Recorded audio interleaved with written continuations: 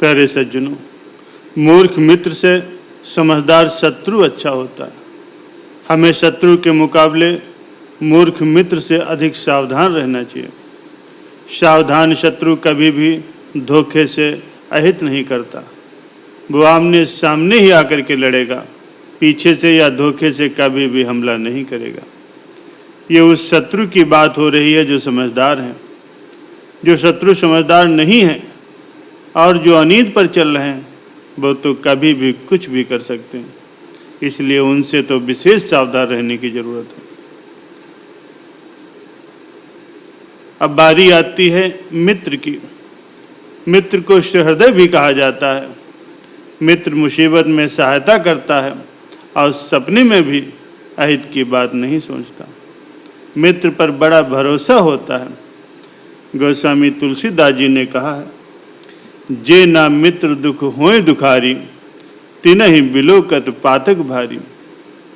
निज दुख गिर सम रज करि जाना, मित्रक दुख रज मेरु समाना।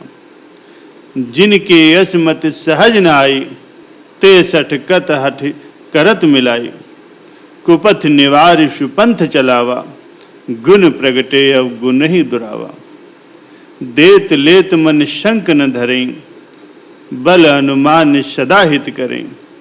विपत्ति काल कर सत गुण नेहा, श्रुति कह संत मित्र गुण यहा। आगे कह मृदु वचन बनाई, पाछे अनहित मन कटुलाई।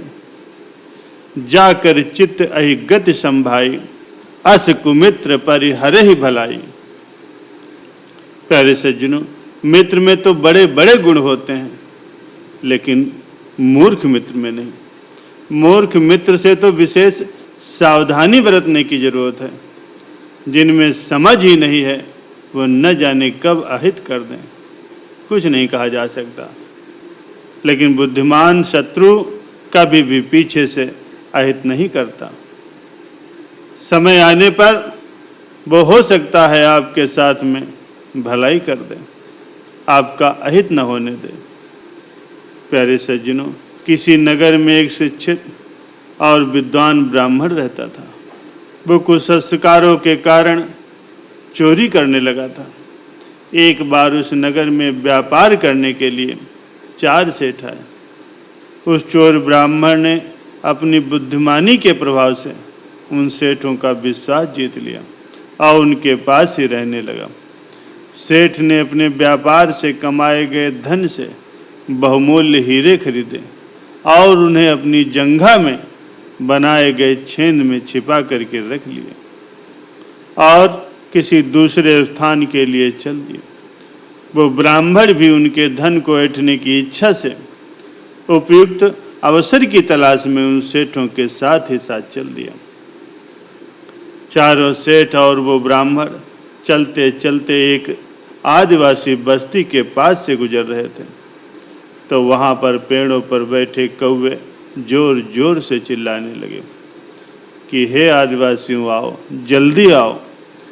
ये सेठ अपनी गठरी में माल बांधे हुए चले जा रहे हैं।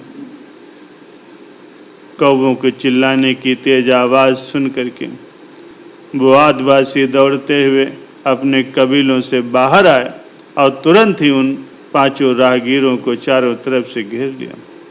लाठियां दिखा करके उन्हें तलाशी देने का आदेश दिया।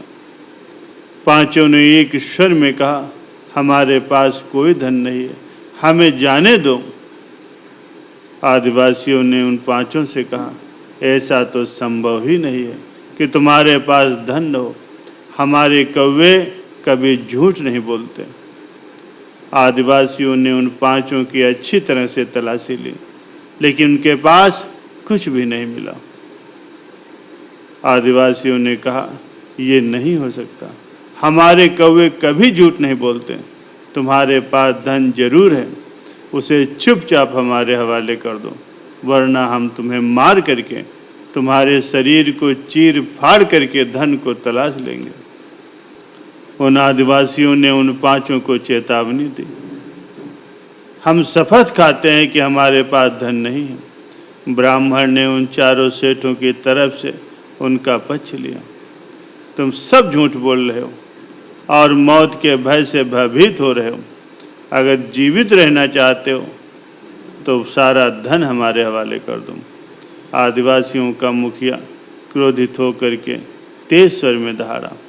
आदिवासियों के वचन सुन करके चोर ब्राह्मण ने सोचा कि यदि इन लोगों ने सचमुच इन सेठों को मार डाला तो इनके धन पर आदिवासियों का अधिकार हो जाएगा और मुझे तो कुछ भी नहीं मिलेगा। इसलिए इन चोरों को धन रहित प्रमाणित करने के लिए मैं अपने प्राणों को ही क्यों न समर्पित कर दूं। मेरे पास तो किसी भी प्रकार का कोई धन है ही नहीं। मेरे शरीर को चाहे जितना ये चीड़े फाड़ें, इन्हें कुछ भी प्राप्त नहीं होगा। जब इन्हें मेरे शरीर से धन नहीं मिलेगा तो ये आदिवासी इन चारों सेठों को भी छोड़ देंगे। मृत्यु क्या है, एक न एक दिन तो सबकी आनी ही है। फिर क्यों न मैं परमार्थ के लिए अपने प्राणों को त्याग करके पुण्य का भागीदार बनूं। ये सोच करके उस ब्राह्मण ने उन आदिवासियों के पास जा कर के कहा, यह तुम्हें अपने कौओं के कथन पर इतना ही विश्वास है कि हमारे पास धन अवश्य है, तो पहले मुझे मार करके मेरे शरीर को चीड़ पाड़ करके उसका भली भांति निरीक्षण कर लो। तुम लोगों को अगर मेरे शरीर से कुछ भी धन प्राप्त हो तो ही इन चारों साथियों को भी मार देना, और यदि मेरे शरीर से कुछ न मिले तो इन्हें सकुशल यहाँ से जाने देना। उन आदिवासियों के मुखिया ने उस ब्राह्मण को वचन दिया कि हम ये वचन देते हैं कि अगर तुम्हारे शरीर से हमें कुछ नहीं मिला तो हम इन चारों को भी यहाँ से जाने देंगे। और उस मुखिया के आदेश से उस ब्राह्मण का तत्काल ही वध कर दिया गया और उसके अंग प्रत्यंग का खूब अच्छी तरह से चीड़ फाड़ करके देखा गया, लेकिन उन आदिवासियों को वहाँ कुछ नहीं मिला। ब्राह्मण का वध करने के बाद हताश आदिवासियों ने अपने वचन के अनुसार उन सेठों को भी वहाँ से जाने की अनुमति दे दी। प्यारे सज्जनों, ब्राह्मण चोरी करने की नियत से उन सेठों के पीछे लगा था, लेकिन अपने मूल संस्कारों को वो भूला नहीं था।